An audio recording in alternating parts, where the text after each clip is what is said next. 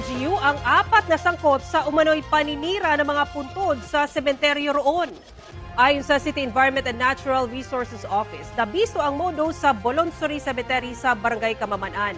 Target daw ng mga sospek ang mga puntod na malapit ng mag-death anniversary.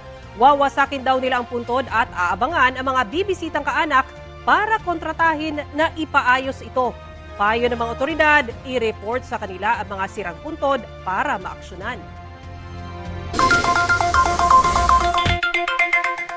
Dahil po sa mataas na presyo ng karneng baboy, mas maraming bumibili ng manok sa ilang pamilihan. Tiniyak naman ng Department of Agriculture na kaya masustain ang supply nito sa demand. Nasa 160 hanggang 220 pesos ang kada kilo ng manok base sa price monitoring ng DA. Sa Blumentritt Market naman sa Maynila, bumaba pa nga ang presyo ng manok.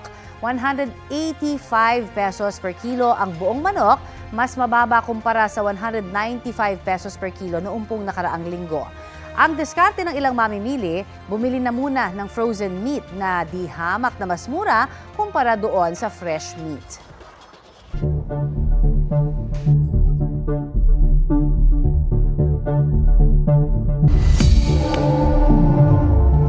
Siyam na araw matapos pumutok ang Bulkang Kanlaon, baha naman ang namerwisyo sa La Castellana sa Negros Occidental. Dagdag detalye tayo sa ulat on the spot ni Eileen Pedreso ng GMA Regional TV, One Western Visayas. Eileen?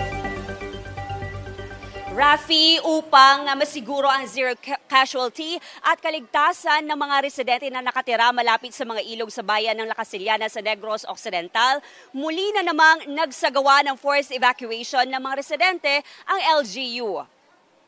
Dahil sa baha na dala ng malakas na ulan, ilang residente sa 3 barangay sa bayan ng La Castellana ang nilikas kahapon ng hapon.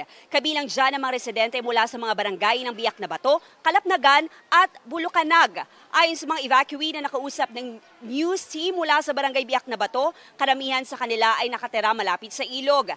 Ilang beses na umano silang pinagsabihan ng LGU simula nang rumagasa ang lahar kasunod ng paputok na Mount Canlaon. Nalisanin na muna ang kanilang lugar dahil delikado. Ngunit ngayon lang sila nagdesisyon na sundin ang abiso ng LGU dahil sa pag-aalala na rin na iwanan ang kanilang mga bahay at mga alagang hayop. Ayon naman sa Canlaon Volcano Observatory, naging manipis na ang nararanasang pag-agos ng abo at bato sa mga ilog galing sa bulkan. Muddy stream flow na lamang ito at hindi na lahar flow. Nilinaw rin ng PHIVOLCS na sa kabila ng bumababang seismic activity at volcanic earthquakes na naitatala sa bulkan, hindi ito nangangahulugan na wala ng posibilidad na pumutok pa itong muli. Samantala, nagsagawa ng aerial reconnaissance survey ang Philippine Air Force sa mga lugar na naapektuhan ng pagputok ng Mount Canlaon. Kasamang iba't ibang departamento at ahensya ng gobyerno, inalam ang naging lawak ng pinsala ng eruption at ng lahar, partikular na sa bayan ng La Castellana. Kasabay nito, nagpalabas din ng abiso ang DENR na bawal munang magpalipad ng drone sa permanent danger zone ng bulkan habang nananatiling nasa alert level 2 pa rin ito. Sa ngayon, bumaba na ang kapal ng abo o usok na binubuga ng Mount Canlaon. Patuloy pa rin na pinaalahanan ng PHIVOLCS ang mga residente na maging alerto. Rafi? Maraming salamat, Eileen Pedreso ng GMA Regional TV, One Western Visayas. It's time for Wednesday Latest, mga mare at pare. Pagsasama in one concert stage si Julian San Jose at si Stel ng SB19.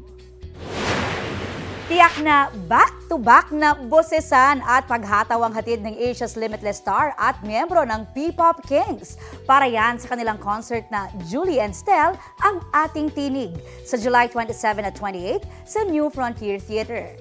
This Saturday, June 15 na ang simula ng ticket selling para sa one-of-a-kind concert na yan. Nahuli kam sa CCTV ang pagtangay ng lalaking yan sa isang kambing galing sa isang farm sa San Mateo, Isabela. Ayon sa may-ari, hindi yun ang unang beses na nanakawan siya. Dati na siyang nawala ng 3 kambing. Inaalam ngayon ng pulisya ang pagkakakinanlan ng salarin. Ngayon pong araw ng kalayaan, itinaon ng ilang grupo ang protesta laban sa pag-angkin ng China sa ilang bahagi ng West Philippine Sea. May ulat on the spot si Ian Cruz. Ian?